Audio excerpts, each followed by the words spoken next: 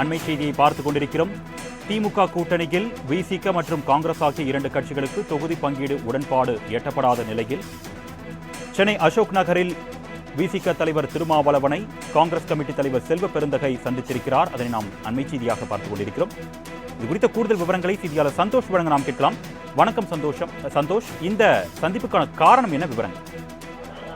வணக்கம் அருணேஷ். சென்னை அசோக் நகரில் இருக்கக்கூடிய விடுதலை சிறுத்தைகள் கட்சியினுடைய அலுவலகத்தில் அக்கட்சியின் தலைவர் திருமாவளவனை தற்போது புதிதாக நியமிக்கப்பட்டுள்ள தமிழ்நாடு காங்கிரஸ் கமிட்டியின் தலைவர் செல்வ பெருந்தகை சந்திப்பு என்பது ஏற்படுத்தி இருக்கிறது.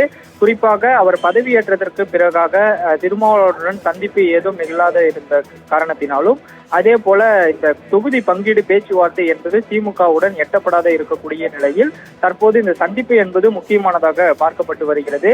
தற்போது வரையிலுமே இந்த பூங்கொத்து கொடுத்தும் அதே போல சால்வை அணிவித்தும் தனது பதவியேற்பதற்கான அந்த ஒரு வாழ்த்துக்களை பெற்றிருக்கிறார்.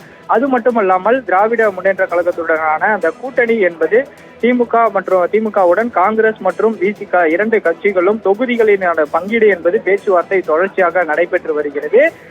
விசிகாவை பொறுத்தவரையிலுமே 3 தொகுதிகளை இவர்கள் சார்பில் இருந்தும் கேட்கப்பட்டிருக்கின்றனர். திமுக தரப்பில் இருந்து 2 தொகுதிகள் ஒதுக்கப்பட்டுள்ளதாகவும் தகவல்கள் தெரிவித்திருக்கின்றனர். அதே போல காங்கிரஸ் கமிட்டியினுடைய அந்த கூட்டணி பேச்சுவார்த்தை என்பதும் தொடர்ச்சியாக அறிவாலயத்தில் நடைபெற்று வருகிறது. குறிப்பாக KS அழகிரி 3 ஆண்டுகளுக்கு பிறகு இந்த பதவி மாற்றம் செய்யப்பட்டதற்கு பிறகாக செல்வ பெருந்தகைக்கு பிறகாகவும் பிற்படுத்தப்பட்டோர் சமூக நலத்தினரிலிருந்து தலைவராக பொறுப்பேற்றிருக்கக்கூடிய செல்வ பெருந்தகை பல்வேறு கட்சி தலைவர்களிடம் இருந்து வாழ்த்துக்களை பெற்றிருக்கிறார். குறிப்பாக அன்றைய தினத்திலிருந்தே, அதாவது கடந்த 17ஆம் தேதி இந்த காங்கிரஸ் கமிட்டி தலைவராக பொறுப்பேற்றுள்ள செல்வ பெருந்தகை தொடர்ச்சியாக பல்வேறு தமிழ்நாட்டினுடைய கட்சி தலைவர்களை சந்தித்து வாழ்த்துக்களை பெற்றிருக்கக்கூடிய நிலையில் விசிக அலுவலகத்தில் தற்போது திருமாவளவனை சந்தித்து தனது வாழ்த்துக்களை பெற்றிருக்கிறார். அது மட்டுமல்லாமல் நாடாளுமன்ற தேர்தல் நெருங்கி வரக்கூடிய நிலையில் அந்த கூட்டணி பேச்சுவார்த்தை என்பது அனைத்து கட்சிகளிடமே நடைபெற்று வருகிறது. சுமூகமான தீர்வு என்பது 2 கட்சிகளுக்குமே எட்டப்படாத நிலையில் இந்த சந்திப்பு என்பது தொகுதி பங்கீடு பேச்சுவார்த்தைக்கான ஒரு முக்கியத்துவம் வாய்ந்த பேச்சுவார்த்தையாகவே பார்க்கப்படும் என்றும் எதிர்பார்க்கப்படுகிறது.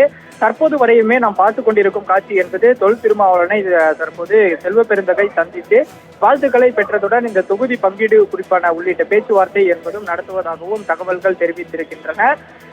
இந்த பேச்சுவார்த்தைக்கு பிறகாகவே அதிகாரப்பூர்வமாக அவர்களுடைய சந்திப்பு எந்த வகையில் அமைந்தது என்றும் அதே போல தொகுதி பங்கீட்டில் எந்தெந்த தொகுதிகளை கேட்க இருப்பதாகவும் தகவல்கள் தெரிவித்திருப்பதும் குறிப்பிடத்தக்கது. தற்போது வரையிலுமே காங்கிரசுக்கு ஒதுக்கப்படாத தொகுதிகள் மீண்டும் நாங்கள் முன்வைப்போம் என்றும் அவர்கள் பேச்சுவார்த்தையில் திமுகவிடம் பேசி வருகின்றனர். அதே போல விசிக தரப்பில் இருந்தும் 3 தொகுதிகளை கேட்ப இருப்பதாகவும் தெரிகிறது.